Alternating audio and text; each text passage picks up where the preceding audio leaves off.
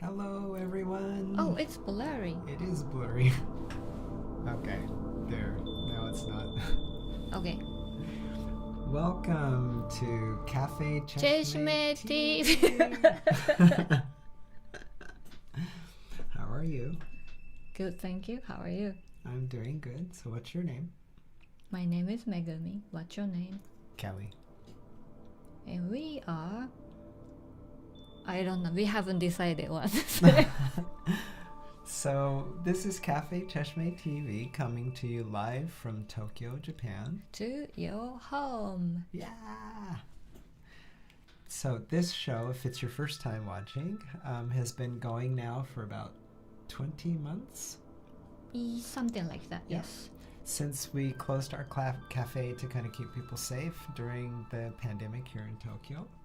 And it's been a lot of fun getting to meet artists from all over the world who've been kind Literally enough. all over the world. Yeah, literally. Who've been kind enough to join us for our streaming show. So what have we got up tonight? Tonight, out of the ordinary. What's ordinary? We don't know ordinary, but... But whatever it is today, this is out of it. Extraordinary. Extraordinary. And who have we got tonight with us? Tonight we have Shingo from Germany, who's playing it's kind of mixed up, but Shingo's Japanese, living in Germany, playing Arabic instruments. Is it Arabic instrument? We'll get to that when we talk about the instrument. Okay. And Hello 1103 and Yukako, that's electronic gods. Yeah, they are. I can't even think of the right word. They're so amazing, and their music is so incredible. We were able to have them live at the cafe before we shut down, and we've had them on the show a few times. So we'll introduce their new album. Yep. And then we have Squid Silo. And Squid Silo are joining us on the stream tonight. When we come to their section, they're going to be on, so you have a chance to chat with them and ask some questions. Later. We can ask questions. And they are amazing, and we'll get into that when we get to their section. Oh yes, tonight. yes. So any news or interesting stuff going on before we get into the music tonight? Interesting stuff. I think Booster Shot gonna start from the end of this year. I mean, we are in the end of this year We are already. in the end of this year. So I thought we can share just a little bit of a hint of information about what's going on with our cafe. Okay. So we are officially starting the process of a renewal. Yes. The place kind of sat during the pandemic, and some machines died. So we're replacing things that have died. We're making some changes to the space to make it better for music and better for streaming. Yes, more soundproof. Yeah. And upgrading kitchen side too.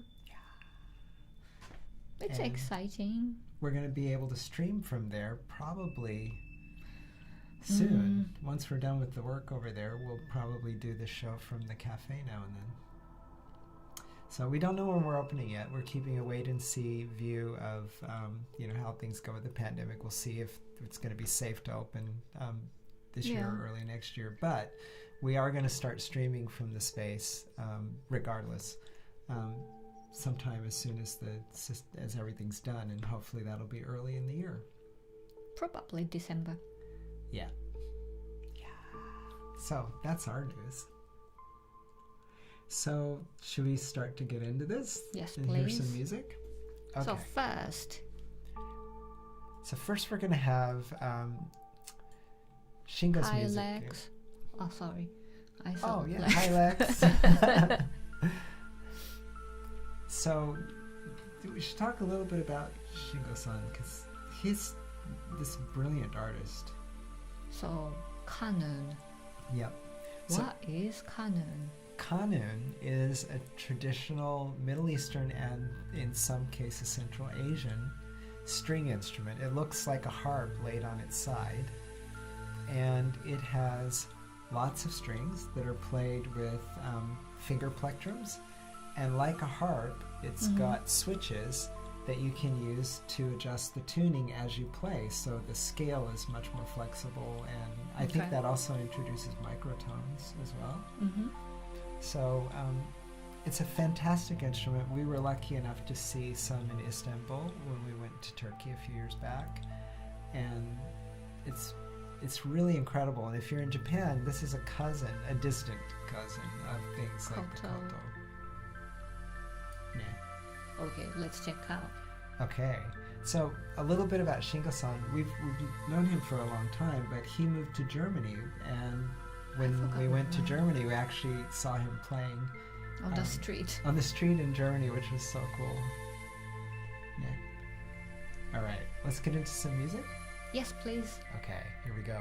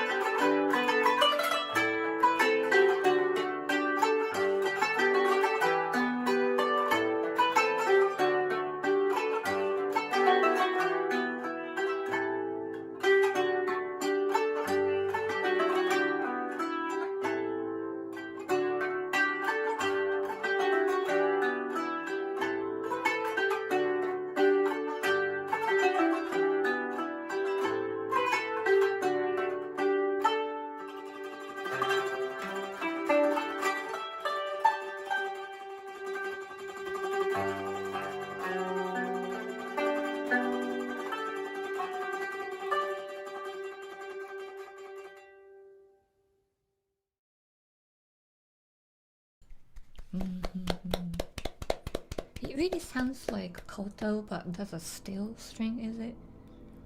Actually, I don't remember if they're steel or nylon. It's a bit like hammer dulcimer too. Yeah. It's an interesting sound. It is. I'm every time I see someone play one of those, I'm so blown away by all of the switches. Because while they're playing that beautiful music, Switching. they're switching to get different notes out of those strings. That's beyond my imagination. It's brilliant. And he is just so incredible at what he does. Can you pull up his links again? Actually, I can put up his. Bear with me one moment. There you go. Yes, that's... CD's name is catchy as Die Klangst des Kanons. Die Klangkunst des Kanons. Wow. That's long. But it sounds really cool. That's a multiple recording of canon. Okay. So if you go to this site, you can choose the iMusicとか your favorite site to support him. So please check. And if you want to see this in an easier clickable format, just take a look at the Facebook page for today's event, and you'll be able to see it there and be able to click through. And please do get over and support Masuda-san. Die Klangkunst des Kanons. Wow. It's such a cool If name. I can remember, you can.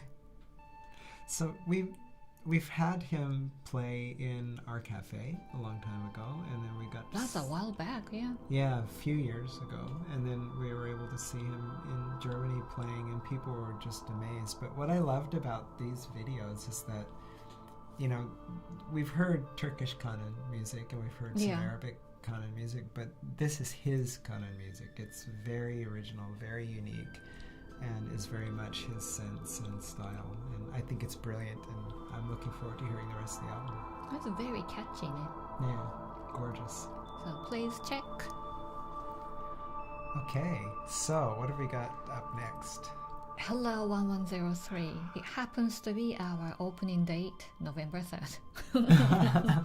That's true. They are absolutely amazing. And so Hitomi-san has traditionally been the track maker and engineer, and Yukako-san has been the VJ and visual creator. Yes. They're both super technical as well as creative, and it sounds like they actually do some advice to places that are looking to have visual installations. And I was just reading through their website because we haven't seen them in quite a while. They were talking about in 2021 they started doing these VR experiences. Yeah, they started that too. And that's very exciting because just before, when they were using projectors and they brought 2 projectors to the cafe, it felt like we were in an immersive environment even without the VR. So I would love to see their VR performance. Hopefully next year. Indeed. Hopefully. And they're the nicest people that They're you could ask to meet nice. as well. Lovely, lovely people. So what music do we have from Hello 1103? So today we have 2 videos. First one's a Yukako-san released CD. Do we say CD? No, album. Album. We're showing our age with CD. Showing our age. Yeah. So she released music album. She sings too, and that's a one talented lady. Yeah, I mean, we already knew Yukako-san for being an incredible artist, and then when Meg played me some of her music earlier, about a week or 2 ago, I was just blown away. That's beautiful, right? It's incredible, it's impressive, and I mean, Hello 1103 are already amazing, and she's brought yet another dimension to their amazing. So first video's her album short introduction, and after that we'll play Emma, that's by Hello 1103, because we want to introduce both. Definitely. Shall we? Yes, please. Okay, here we are.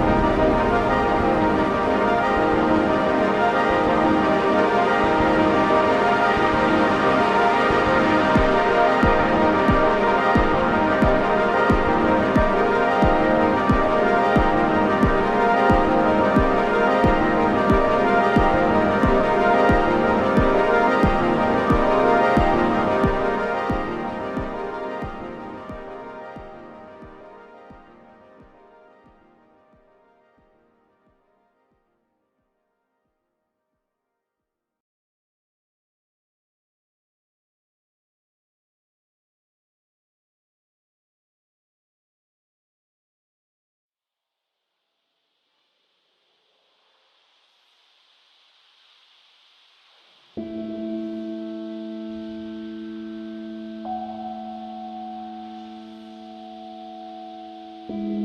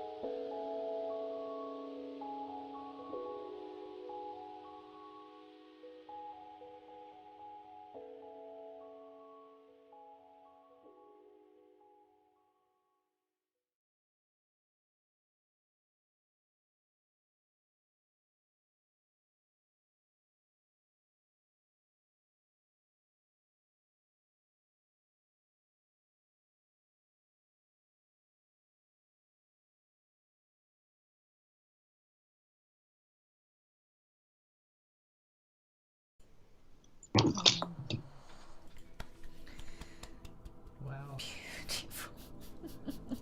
Just love their sense. I think it's incredible what they do, and the fact that they're so brilliant with both visual and the Sound, music yeah. is amazing. They're incredible artists. And Yukako's album that's going to be coming out in December December. 17th, right? I think that's right. We'll put Yeah, it on December our site at 17th. the end. You know, we just got to hear snippets of that tonight, and I think just that teaser is unbelievable. I can't wait to get a hold of the actual album. Of course, she designed that jacket by herself too. Incredible. Wow. Hello 1103. Thank you. You are いつもあ always りがとうござい amazing. ます。 And hopefully we'll have more of their music on in the near future as well. They are very prolific. They're always putting out something amazing. So hopefully we'll have them back from the Ambient Dream shows coming up soon. Okay. Shall we introduce our live guest tonight? Okay. I'm going to bring on Drum roll. Squid Silo with Julie Vulcan and Ashley Scott. Okay, here we go. Yay! Julie and Ashley. Good evening. Hello.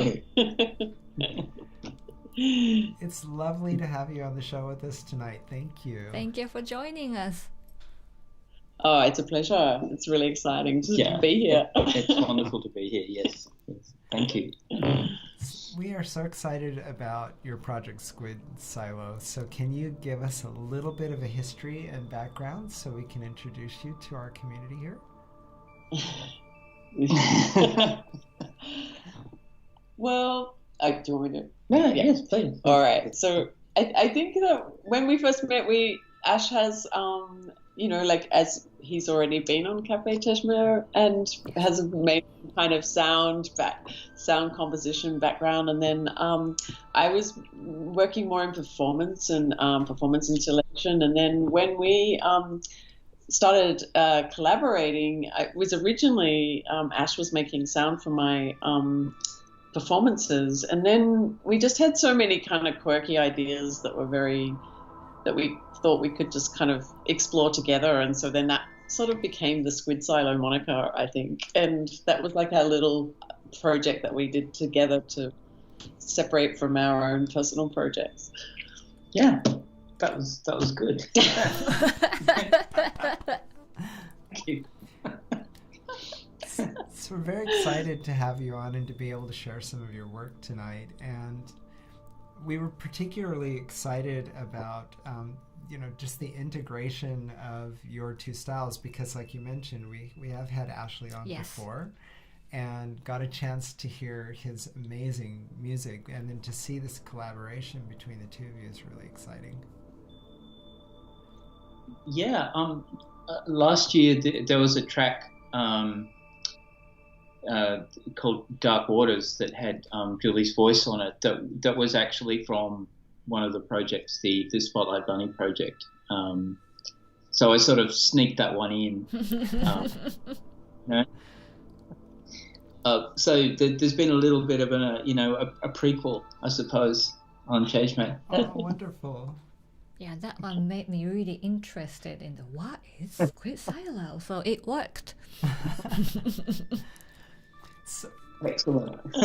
We were talking a little bit about the name when we were setting up for the show tonight. So, how did you arrive at that wonderful name?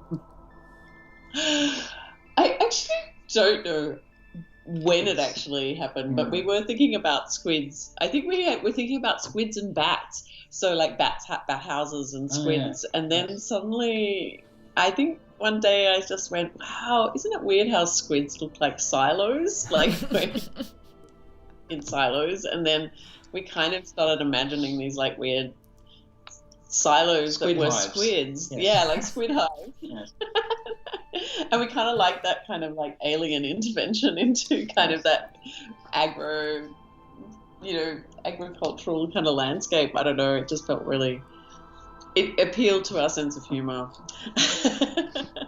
It's a wonderful name. So next time you see Silo, it's gonna look like. Yep. Yeah, watch out. You Yeah. never know what's in there. Yeah. And I have to say, we're big fans of that film that was made called Monster. Was it Monster or Monsters? Oh, Monsters, yeah. Monsters. I don't know if you know it, Yes, but it yes, was. we do. Yeah. So, yeah. Can you imagine all these little silos filled with those monsters from Squiddy?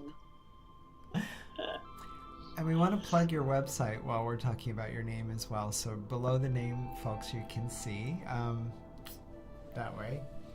Wait a minute. That way. Yeah, that way. www.squidsilo.net. And It's so you can easy. get yourselves over there and see a lot more. So shall we introduce the first video? Yes. What do you think? Do you want to tell us a little bit about it, or would you prefer to show first? Fire and Forest. Let's show it first and we'll talk about it after. Okay. It's a very abstract kind of video, so we can fill it people in afterwards. Okay. Yeah, it's probably better to do it in that order. Yes, I agree. Well, here we go.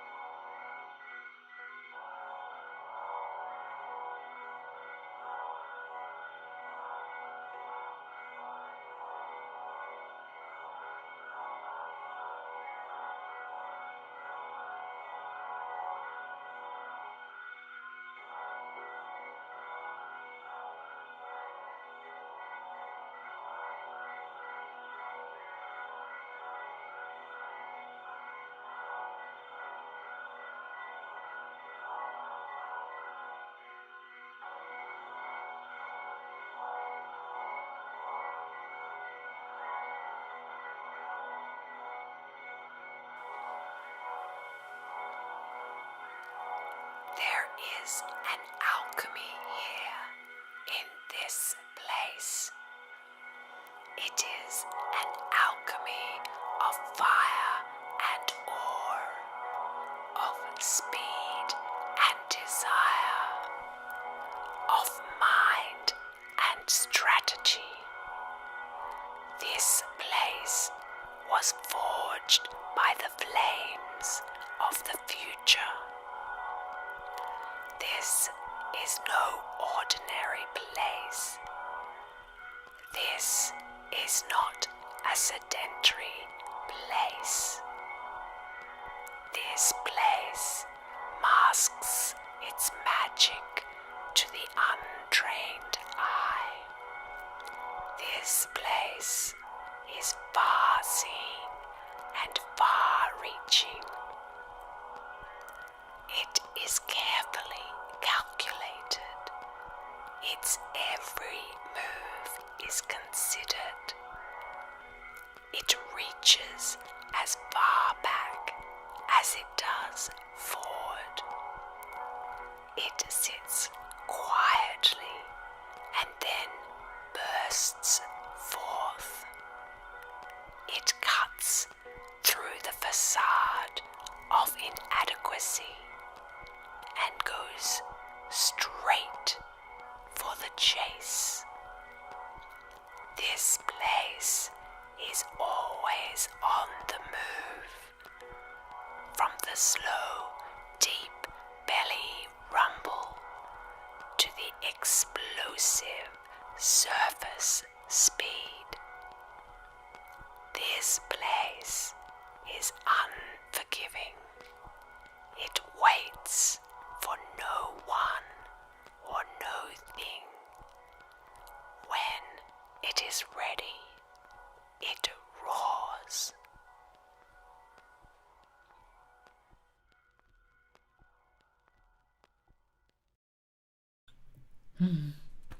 hypnotizing. Thank you. It's beautiful. Can you tell us a little bit about the inspiration and the poetry behind this track? Yeah, so it was part of a really large performance, very ambitious performance work, but which really started with just that idea of like how you can soundtrack, I suppose, your life now with Walkmans and Walkmans in the old days, but iPods and things. But it came from that idea of sitting in a car and watching things go by, and how what you were listening to influenced how you heard something or how you remembered something. So this was a project that we had where we had 3 cars in this little rural town, and we made soundtracks for each of the cars, and they were placed in 3 different sites in this little town. And then there was kind of a random mix of just whatever was happening normally around those cars, and these kind of weird performance plants that we kind of had going on past the cars randomly as well. And then but each of the sound pieces, also we had done a lot of research around what had happened in the town, and it was a gold mining town, a colonial gold mining town originally, and then became well known for its foundry, like its iron ore foundry, and so therefore it was also reliant on the railroad. So this particular car site that this track was part of was right next to a railroad facing this really old kind of iron ore foundry.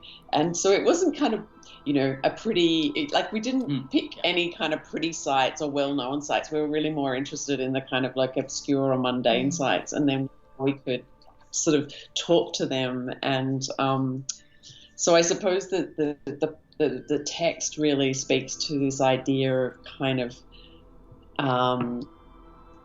I suppose this idea of kind of industry and progress and iron ore, and the fact that the train track was there and everything kind of moved from that place, and it was always moving. And I don't know, that was so each car we had an invited audience in each one, or a registered audience for 2 or 3 sessions throughout the day. And each, I think the soundtracks were 40 minutes to an hour long each, and we would just take them to these spots, and then it would play, and then the various interventions that we'd arranged on the street outside might happen. Or might not. Or yes, in some cases might not. And just interspersed with just the everyday coming and going within the town, the trains going past. There was another one, a car overlooking park. Yeah. Another one was just in a street. I don't know what the claim to fame. I can't remember the claim to fame. Oh. But they weren't the beauty spots. Yeah, it was an old industrial. Yeah. The textile mills. Yes. Yeah, textile mills. There was textile mills as well. So. One of the interventions was a Highland pipe band, which was kind of amusing. Yeah. So. Wow. Yeah.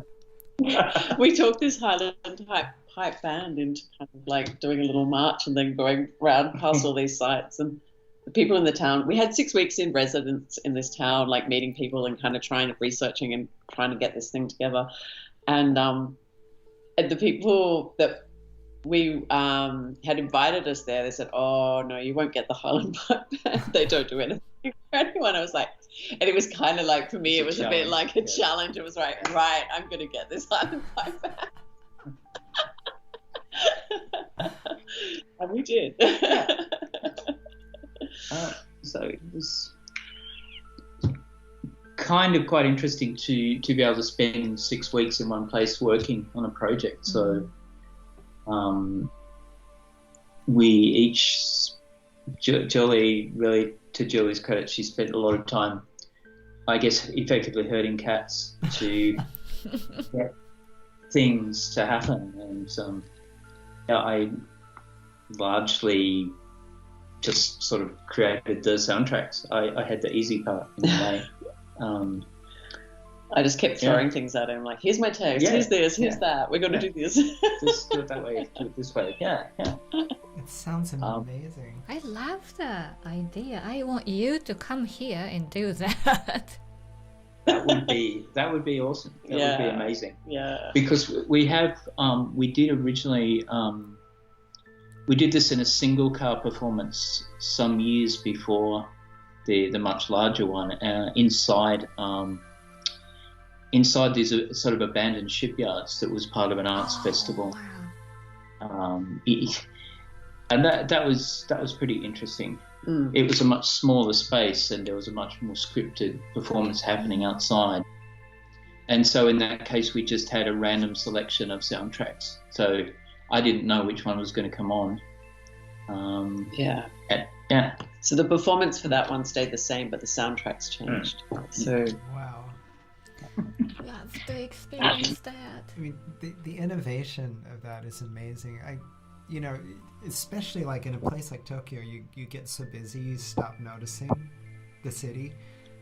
And there are these places that are, forgotten. I could imagine that would be a brilliant place for you to come and do that here. We'd love that someday. that's our favorite Absolutely. thing. All Yes. those little invisible places, the places that are forgotten or that, are not the kind of charismatic places.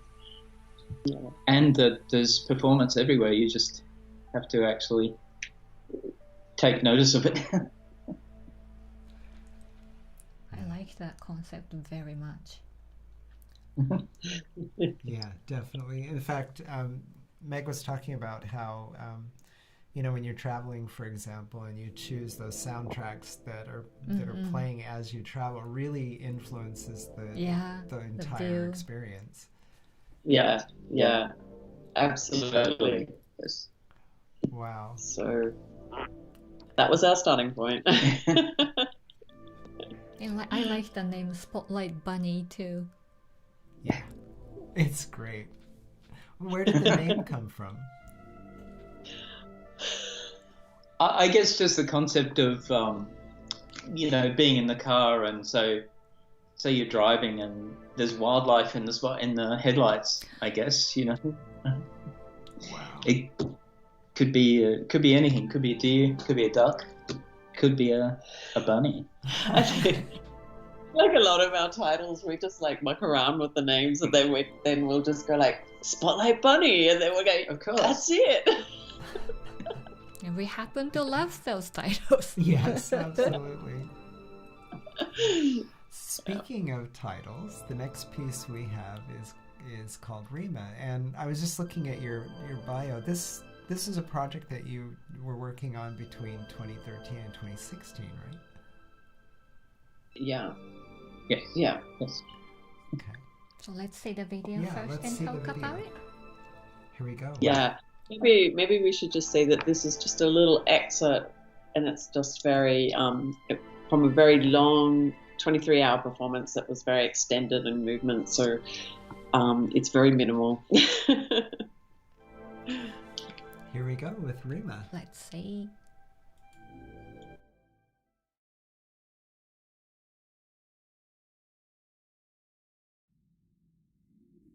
As you tap your message from the other side, I think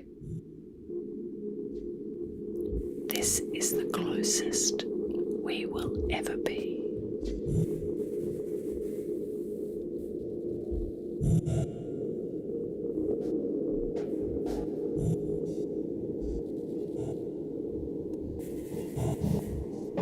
Between us, a wall, a trillion skins thick.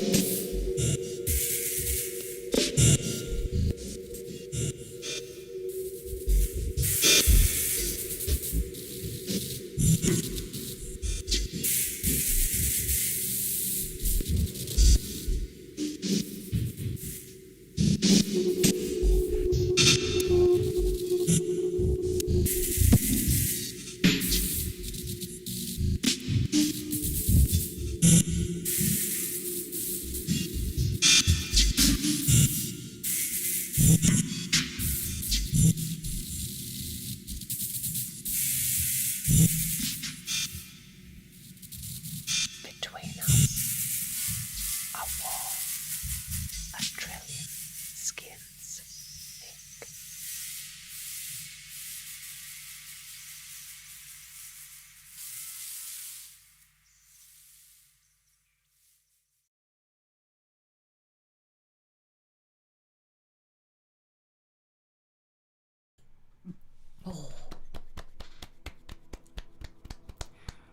So please share a little bit of the story about this. We were talking about this a little bit before, but I'd love for folks at home to be able to hear this story as well.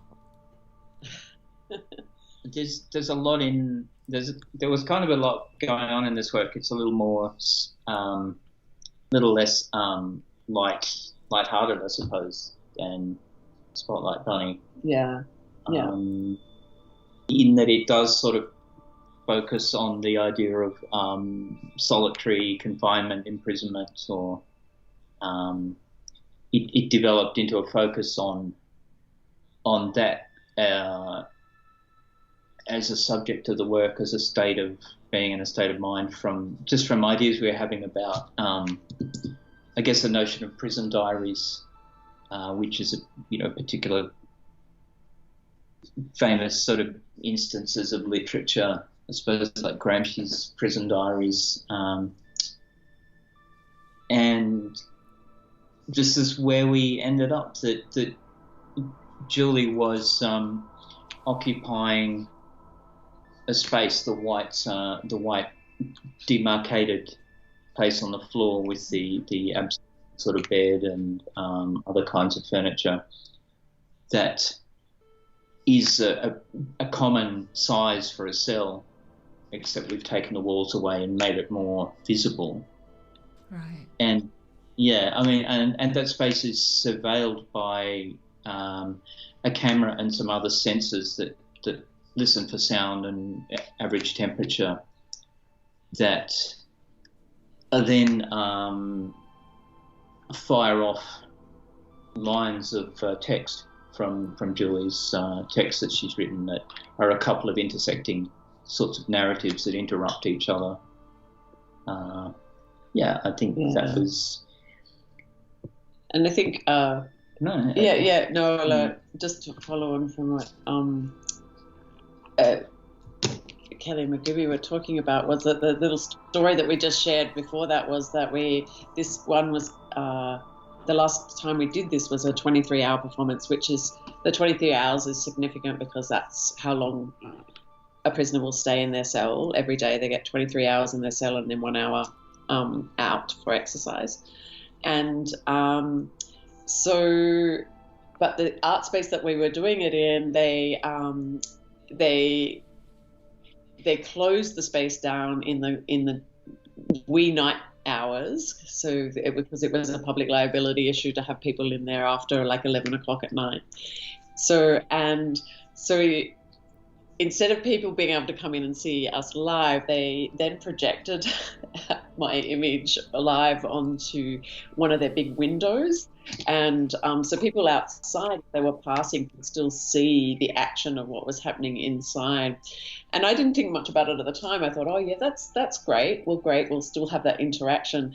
But our documenter, the person who was taking photographs, told us later that when she arrived kind of to do a late night kind of photo shoot, she saw this kind of image of me sleeping. So it would have been like about 2 a.m, and I would have kind of like started to try and sleep. And she said it kind of really shook her because I just looked kind of so vulnerable up there in this kind of very external kind of public space. And it felt like such a private thing. And it was just this really interesting thing because the whole thing was live streamed on YouTube. So people could watch from like another camera angle that was like a surveillance camera, but that had that kind of more familiar surveillance camera, I suppose, feel to it. Whereas the straight on shot, which was like, this was maybe a little bit more intimate. So yeah, that was kind of an interesting story. But yeah, my actions were silent the whole time, and the text that was fired off is kind of my voice, I suppose. But yeah, I did notice that some of the messages had such a strong existential, perspective, which I thought was quite interesting in the context of what we were seeing in that video as well. It's really interesting, really thought inspiring. Yeah, and what you don't actually see is that there was two text streams. One was kind of the more like now text stream, the one that was kind of more, I suppose, that idea of what it might be to be in a cell and what you might experience. And then the other one was I created a whole kind of what science fiction in the future text, which was kind of this whole relationship with solitary confinement in the future, and it had this whole kind of futuristic other story that was happening, and that was kind of interspersed between the more contemporary one. So there was kind of like these many layers of things that were actually happening. In many different ways as well. Yeah, it was probably our most complex work and ambitious work, I think.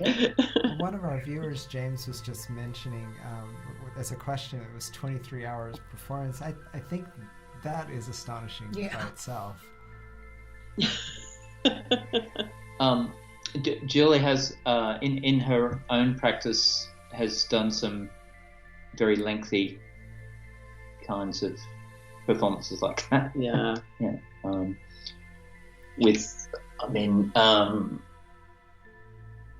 I Stand In is one that is run in 8-hour sessions, I think, usually. Yeah. And another one, Drift, that I did collaborate in as just doing the sound, that was across 3 days. I think we did like 3 days and 2 full days and a kind of 6-hour day. Wow. But we did have actions. Yeah. Yes. It's incredible. But we're really interested in that because they're really interested in where that takes the audience when you go into a process that's kind of repetitive or simple and allows it allows people to come and go. Yeah, but we don't lock them in. No, we like that. Good to hear that.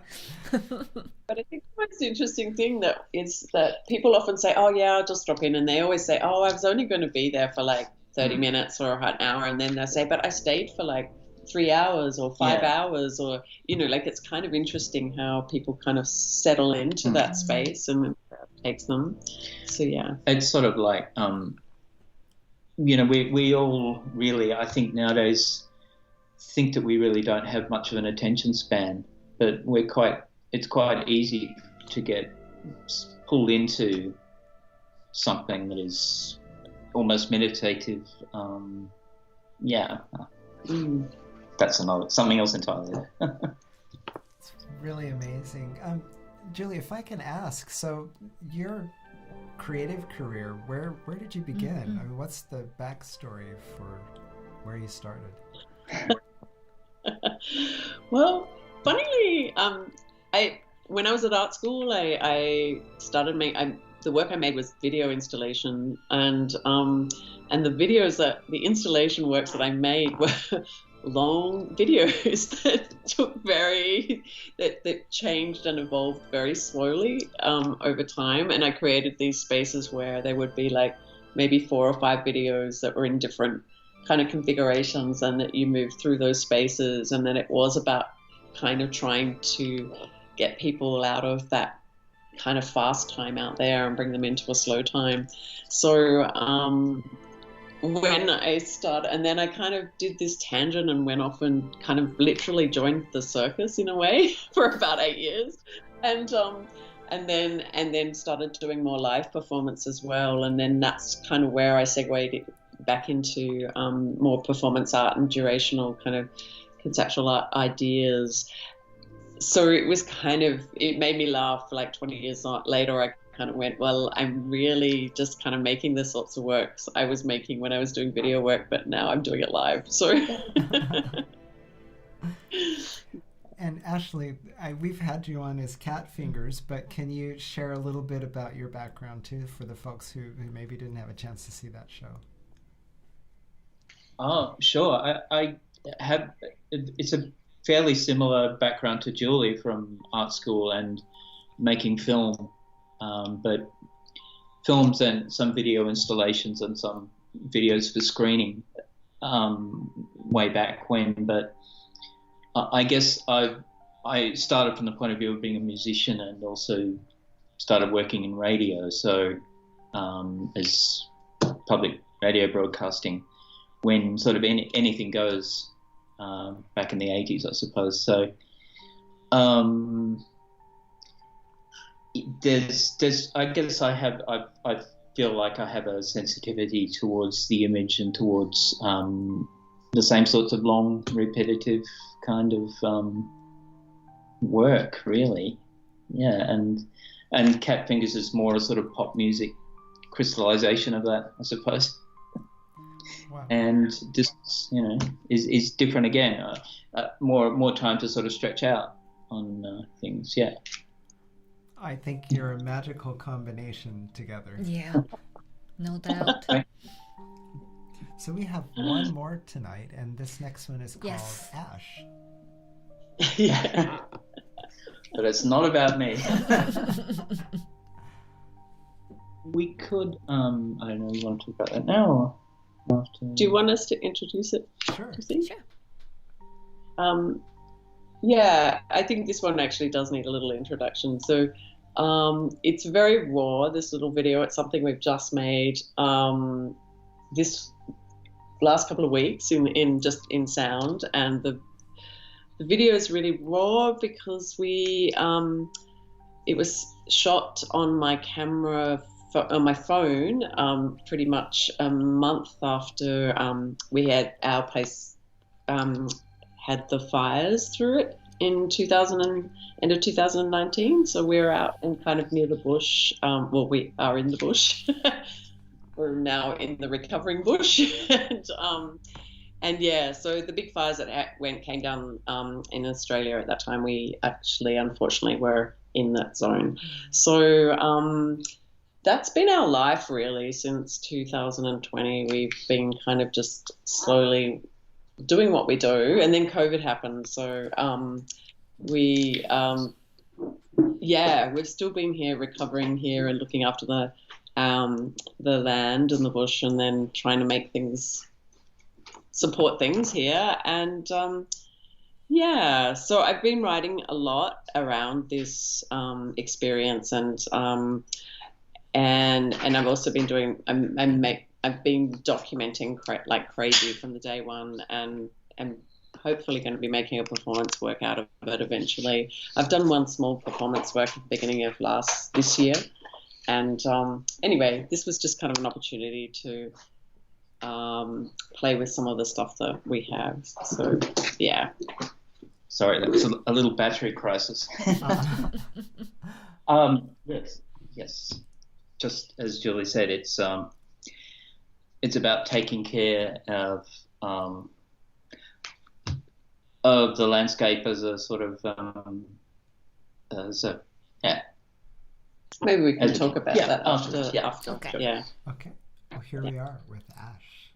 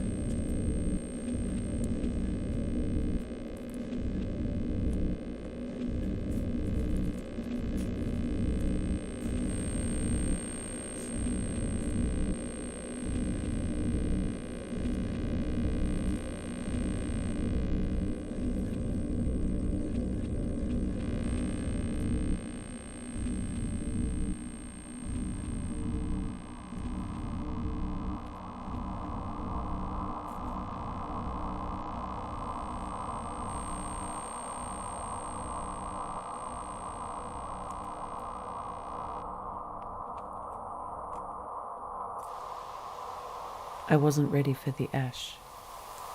I wasn't prepared for its ways. My feet sank softly into the carbon remains. A ghost canvas of imprints and charcoal fissures.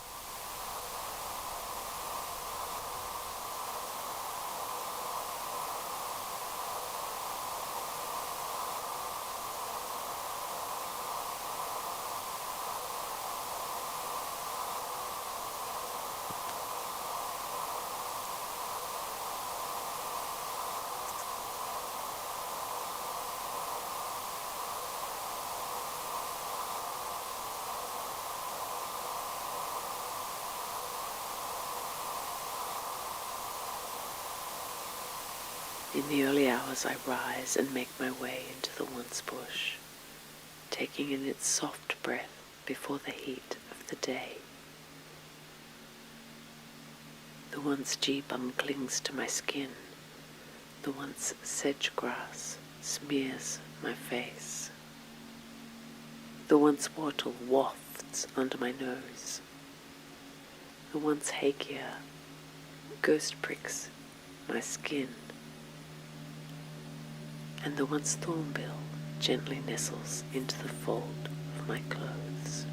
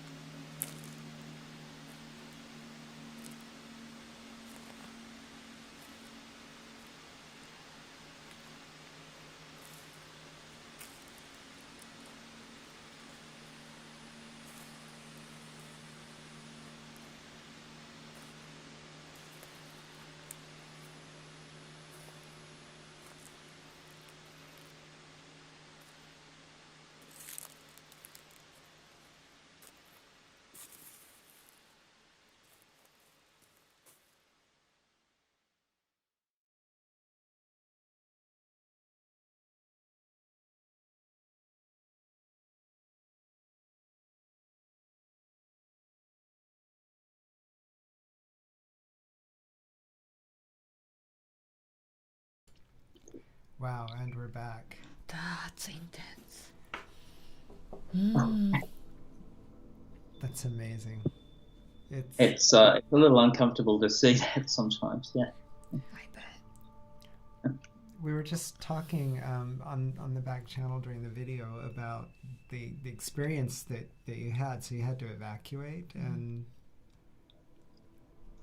Yeah, we evacuated before the fire. Well, we evacuated. The fire actually came through our little village twice. It kind of hung around for 3 days, and on the first day, which is the day I evacuated, Ash had already left for Sydney, and the sirens went off, and the klaxon bell went off, and to say that the fire was coming, and I was like, oh my god! I was ready to leave, but I was hadn't quite left yet, and so I just jumped. I was ready, and I jumped in the car and left, and I literally left with like 5 minutes to spare, really, 15 between 5 and 15 minutes to spare, and then it ended up not coming through our end of the village that day. It went through took out the north end, and then but then once we'd evacuated, they weren't letting people back in because they knew it was going to be dangerous, and so then we kind of were stuck out away and just kind of very tense couple of days. But then on the third day it came back, and that was the day it came through and took out the south part of the village, and that was when it took our place out. But on that day we were watching all the fire apps and news and listening to everything, and kind of trying. The night before we kind of had reconciled to ourselves that our house probably was not going to survive, like it would be gone the next day, and so we were kind of preparing ourselves for that. But and then we kind of got a call the afternoon and from a neighbor who had just evacuated from their place down behind us and said, we think our place is gone, which means we think yours is gone. And so we pretty much went, that's it. And then the next day, another neighbour who'd stayed to defend had gone around and had a quick look and texted us and said, well, everything's gone, but somehow your house has survived. So,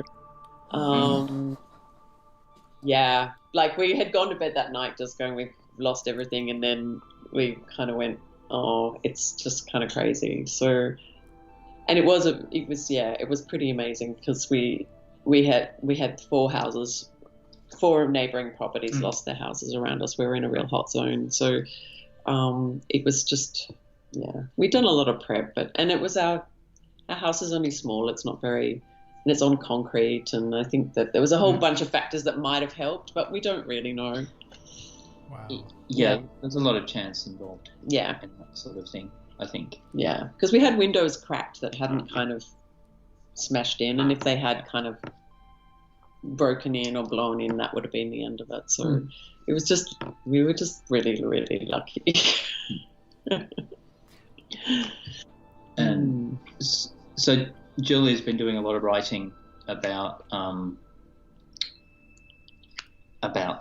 ash, or soot as I prefer to call it. Yeah, and the way it's a reduction of everything from plants to animals that couldn't escape to a kind of a state of matter that is almost the same and undifferentiated, but it's also a beginning state again for recovery and regeneration after that. So that is, I guess, an early work, a sort of a work in progress towards more things that you might be doing with that. Yeah. I mean, it was just so much a part of our life. Like, I think the thing is that with fires, people always think, oh yeah, the fire, and then the fire comes through, and then that's that kind of thing. But I think what people don't realize is that you then kind of live in this sea of ash for months and months. It's not like it goes away. It's just every time we would go out the door, we were always like covered in, we'd always be covered in black ash. And yeah, we kind of gave up kind of keeping things clean because you just couldn't, like, it was just like, you couldn't go outside and come back in without having black ash on you. And, but we were also incredibly protective of it as well, because we knew that we didn't want it to wash away. We didn't want big machines in there which would kind of like churn it all up. We kind of knew that it actually served a purpose as well. So we were very protective about kind of how we would proceed coming back to this place and how we could best take care of it, and kind of support it in what it needed to recover. So it's been a really big process, but we're reaping the benefits of that now. Like there's, we disturbed things as little as possible and didn't kind of remove a lot of stuff, and we just sort of took it slowly, and now we've got a lot of kind of recovery and diversity coming back, which is great. That's wonderful. And the video is so haunting, and your voice is so beautiful through that haunted imagery. Thank you. And I just want to point out, James from the thread was saying that he really loved what Ash said about the state of matter. I think it's a very elegant way of expressing that. Yeah. I've been absorbing it for several months from Julia. He develops the ideas which are like,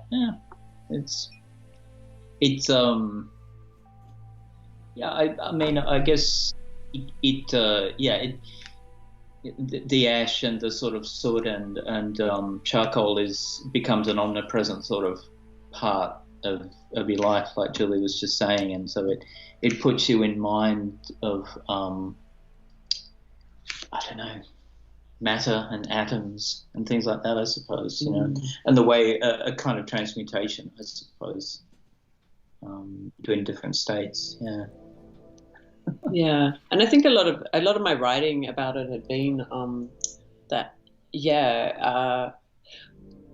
well, I think I had a big reaction around the fires, where a lot of the media and the spectacle of the fires was very much about this kind of sense of obliteration and everything's gone and everything's lost, and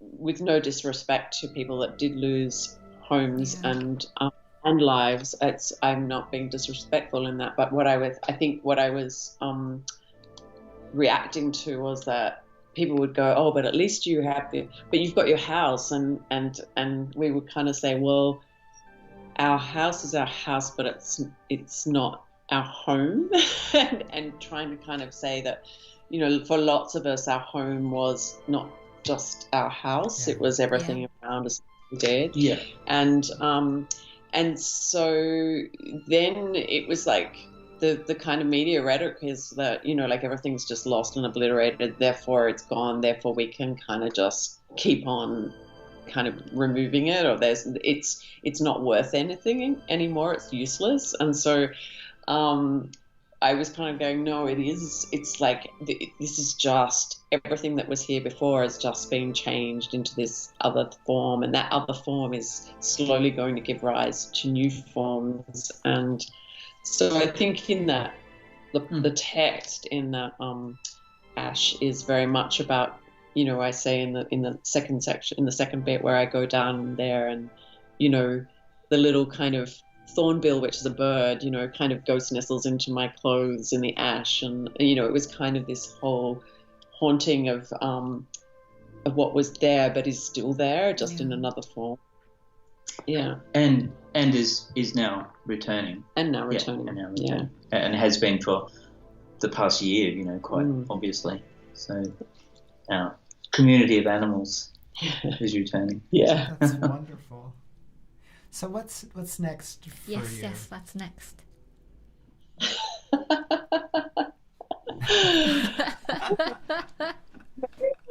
I mean, I definitely am eventually we'll be making hopefully kind of some big work around this, of course, of which Ash will be involved, but maybe we'll end up doing a Squid Silo thing under Squid Silo with it as well.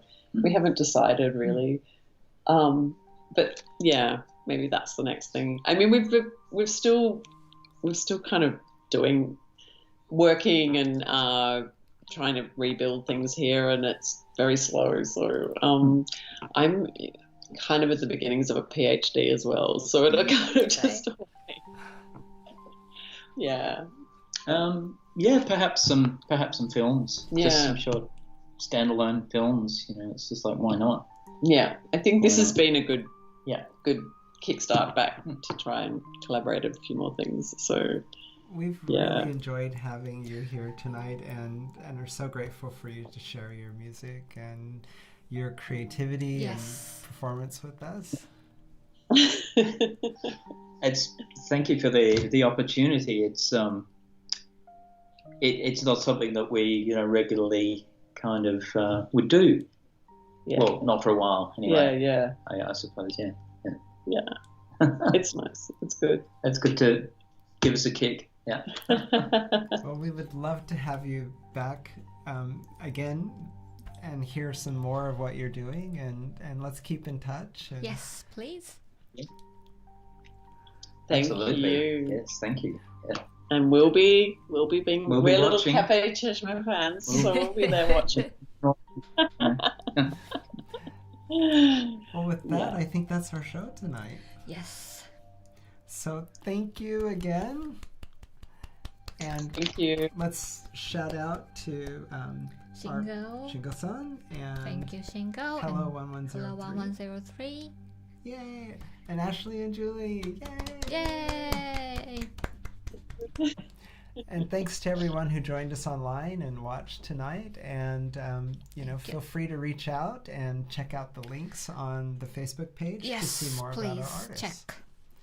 And with that, I think we'll call it a night and run our close. What's next show? Next show, Creative Challenge on 27th. So Mr. Robert Moreau set the 2 challenge titles for that. the bridge and night game. Yep. So those will be coming up. There's going to be music and songs around both of those topics, and some of our favorite locals and folks scattered around the world are going to be joining that. So that's 2 weeks from tonight, 27th of November. So hopefully we'll see you then. See you then. Okay. Good night. Thank you.